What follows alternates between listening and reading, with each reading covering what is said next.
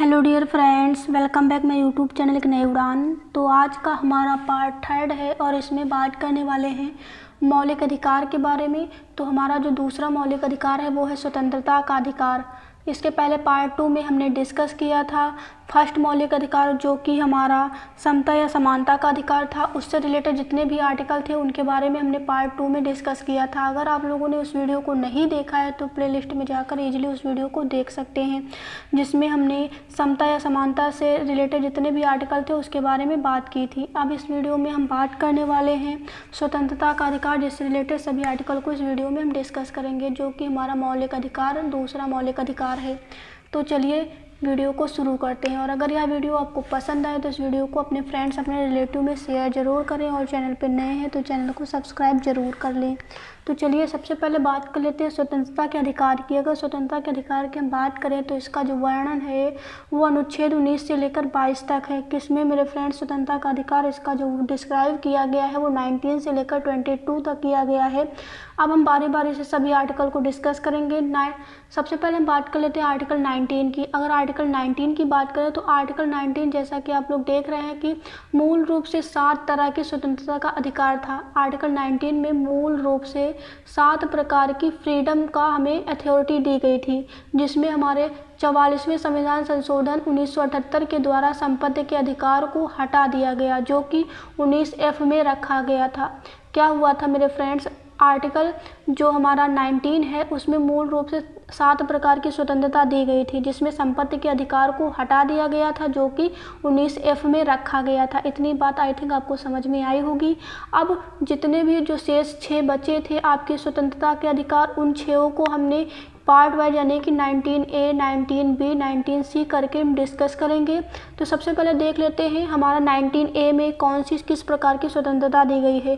तो 19A में आपकी बोलने की स्वतंत्रता है। 19A आर्टिकल 19A में यह बताया गया है कि आपको बोलने की स्वतंत्रता है, आप बोलने के लिए स्वतंत्र हैं, आपको किसी भी तरह से बाध्य नहीं किया जाएगा बोलने के लिए। तो आर्टिकल 19 हमारा बोलने की स्वतंत्रता देता है। अब बात कर लेते हैं आर्टिकल 19B की। तो आर्टिकल 19B हमारा कहता है कि शांतिपूर्ण सभा करने की स्वतंत्रता। आर्टिकल 19B कहता है कि आपको शांतिपूर्ण सभा करने की स्वतंत्रता दी जाती है। आप वहाँ पर हथियारों का एवं एकत्रित नहीं हो सकते हैं, हथियारों का प्रयोग नहीं कर सकते हैं, आप शांतिपूर्ण सभा कर सकते हैं। ऐसी स्वतंत्रता हमें आर्टिकल 19B में मिलती है। अब बात कर लेते हैं आर्टिकल 19C के बारे में। तो आर्टिकल 19C में क्या स्वतंत्रता दी जाती है, तो इसमें यह बताया गया है कि आप संघ बनाने के लिए आपको स्वतंत्रता मिलती है। आप संघ बना सकते हैं, उसके लिए आपको स्वतंत्रता दी जाती है, यानी कि संघ एक ग्रुप बना सकते हैं, एक यूनियन बना सकते हैं। अब बात कर लेते हैं आर्टिकल 19D के बारे में। तो आर्टिकल 19D में क्या बताया गया है, आर्टिकल 19D में बताया गया है आवागमन के बारे में। इसमें यह बताया गया है कि आप अपने देश के किसी भी कोने में आ जा सकते हैं, आपको स्वतंत्रता दी जाती है, आपको उसके लिए कोई भी बाध्य नहीं कर सकता है। तो क्या है मेरे फ्रेंड्स, आर्टिकल 19D में यह बताया गया है कि आप अपने देश के किसी भी कोने में आ जा सकते हैं। उसके बाद क्या बताया गया है, आर्टिकल 19E में बताया गया है कि बसने एवं निवास करने की स्वतंत्रता। इसका मतलब यह है कि आप अपने देश के किसी भी कोने में बस सकते हैं, निवास कर सकते हैं, उसकी स्वतंत्रता आपको दी जाती है। अब बात कर लेते हैं 19G के बारे में, यानी कि आर्टिकल जो 19F था उसको हटा दिया गया था। संविधान संशोधन 44वें संविधान संशोधन 1978 के अकॉर्डिंग 19F को हटा दिया गया था, जिसमें संपत्ति के अधिकार के बारे में वर्णन मिलता था। अब बात कर लेते हैं 19G के बारे में, जिसमें बताया गया है कोई भी व्यापार करने की स्वतंत्रता है। 19G में यह बताया गया है कि आप किसी भी तरह का कोई भी व्यापार कर सकते हैं, आपको उसके लिए स्वतंत्रता दी जाती है। तो आई होप आपको आर्टिकल 19 से रिलेटेड जितनी भी स्वतंत्रता उनको आपने समझ लिया होगा। अब बात करते हैं आर्टिकल 20 के बारे में। तो आर्टिकल 20 क्या कहता है मेरे फ्रेंड्स, आर्टिकल 20 कहता है कि अपराधों के लिए दोष सिद्ध के लिए संबंध में संरक्षण। अगर आप कोई अपराध करते हैं तो उस अपराध के लिए आप दोषपूर्ण सिद्ध होने के लिए आपको कुछ संरक्षण दिए जाते हैं। वो संरक्षण कौन कौन से हैं उनके बारे में हम डिस्कस करेंगे। तो वो संरक्षण आपके 3 प्रकार के संरक्षण हैं।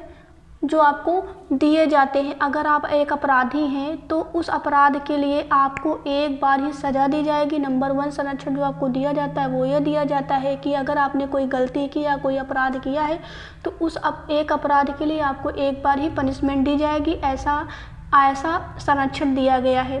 अब दूसरा संरक्षण क्या दिया गया है? दूसरा संरक्षण दिया गया है कि अगर आपको पनिशमेंट, आपको सज़ा दी जा रही है या जो सज़ा आपको दी जा रही है उस समय जो कानून होगा या कानून चल रहा होगा उसी कानून के अनुसार आपको सज़ा मिलेगी। ना उसके पहले बने कानून के अनुसार आपको सज़ा दी जाएगी, ना उसके बाद बने कानून के अनुसार आपको सज़ा दी जाएगी। उस समय जब आपको अपराध आपने किया है उसी समय जो सज़ा चल रही होगी वही सज़ा आपको दी जाएगी। उसके पहले बने कानून के अनुसार ना उसके बाद के बने कानून के अनुसार आपको सज़ा दी जाएगी। तो तीसरा हमारा जो संरक्षण है वो क्या मिलता है? तीसरे में बताया गया है कि आप अगर अपराधी हैं तो आप किसी भी व्यक्ति को फोर्स नहीं कर सकते हैं कि वो आपके लिए गवाही दे। या तीसरा संरक्षण दिया गया है कि अगर आप अपराधी हैं तो आप किसी भी व्यक्ति को फोर्स नहीं कर सकते हैं कि वो आपके लिए गवाही दे अगर उसकी स्वयं से इच्छा नहीं होगी तो ये हमारे 3 संरक्षण दिए गए हैं आर्टिकल 20 में। अब बात कर लेते हैं आर्टिकल 21 के बारे में।